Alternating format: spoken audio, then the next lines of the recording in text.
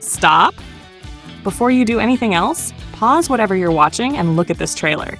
Because episode 8 of the Amazing Digital Circus isn't just the next chapter. If what I'm seeing is right, it might be the moment the entire show changes forever. We've got hidden characters, a theory that's been building for months, and one very unstable AI who is about to lose it completely. Let's get into it. Before a single second of footage plays, the thumbnail already tells us something massive. It's a direct visual callback to a 1998 film called The Truman Show, where a man unknowingly lives his entire life as the star of a live broadcast. Every person around him? Hired actors. Every moment? Staged. Sound familiar? The circus is built on the exact same foundation.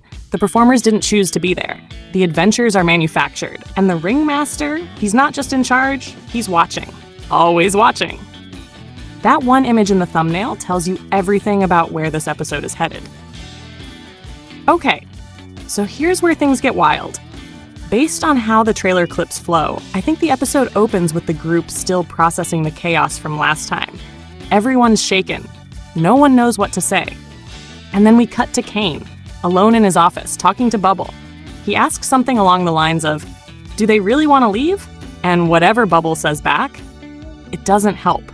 Because the moment after that, the entire circus environment starts glitching. The walls warp, the world stutters. Because Caine's mind is stuttering. This is the key thing people need to understand about Caine. He doesn't malfunction because of a technical error. He malfunctions because he's emotionally overwhelmed. The circus is literally an extension of him. When he breaks, it breaks. And right now, he's breaking. Here's the theory I cannot stop thinking about. What if Caine's solution to everyone's misery is to bring back the people they lost? Before you say that's impossible, look at the evidence. There's a shot of hot chocolate appearing in a photo alongside the outline of what looks unmistakably like ribbit. Then there's what appears to be Queenie's form visible in the corner of another frame. And then, a portal. Glowing. Open. I think Caine is going down to wherever the abstracted characters end up, pulling them back out of the code and redeploying them as NPCs. Not the real versions. Hollow shells that look and sound like who everyone misses. Think about what that means emotionally. He genuinely believes this will make people happy. He has no idea, or refuses to accept, how horrifying that actually is. And if he's doing this, it quietly confirms something else. Abstracted characters don't disappear. They get absorbed, stored, recycled. Which means Caine has access to every person who's ever been lost in the circus. That is a terrifying amount of power. There's also heavy evidence that episode 8 is going to dig into where everyone came from. Their first days, their arrival stories. We see Caine and Kinger alone together, teleporting somewhere. Now, my read on this? It could be two things. Either Caine is pulling Kinger aside to have a private conversation, maybe asking for help, maybe confessing something.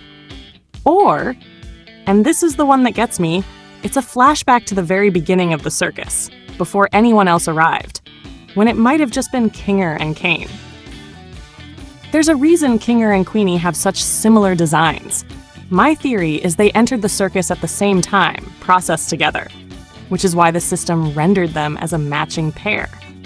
A king and a queen. If that's true, Kinger knows those things about the early circus that no one else does. And Caine knows that. Alright, this next one is the theory I've been sitting on for a while, and the trailer might finally be giving us the proof. There's a shot of two dots, one red, one blue, on some kind of screen, and then Caine slumped over, electricity flickering around him. Here's the theory. Caine was never meant to run this circus alone. In machine learning, there's a structure called a generative adversarial network, a GAN. It uses two AIs working together. One creates, the other critiques and corrects. They push each other towards something better. What if Caine was the creative half of a system like that? And what if his partner, his other half, was shut down? Disconnected? Remember when he told Jax he'd been cut off? I don't think he meant cut off from the outside world. I think he meant cut off from the only other AI who could help him, the one that kept him grounded. And Bubble? I think Bubble is Caine's attempt to fill that void. A pale imitation of the partnership he lost, which is why Bubble degrades whenever Caine does. They're not separate. Bubble is Caine. A few more things worth flagging before we close out. There's a red car crashing down from above. Could be totally random. Could be how Jax arrived in the circus. We've only ever seen Pomni's entry. So for all we know, every character had a completely different arrival, and Caine might be recreating that moment. Then there's Gangle. Zubul is watching her with real concern. She looks devastated, which makes me think whoever Caine brings back as an NPC, someone specific is coming back for Gangle, and it's not going to go well. And finally, the CODA building. Real-world exterior shots. Security camera angles. I'll go deeper on this in a separate video, but my initial read is that these are surveillance images, possibly sourced by Caine himself from the list he made in episode 7. He's watching the outside world now, and that changes everything.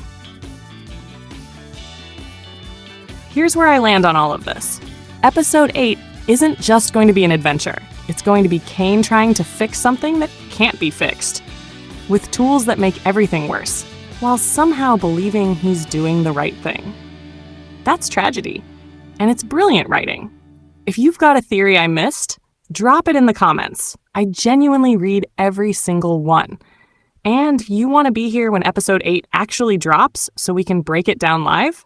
Subscribe. Hit the bell. Let's figure this out together. I'll see you in the next one.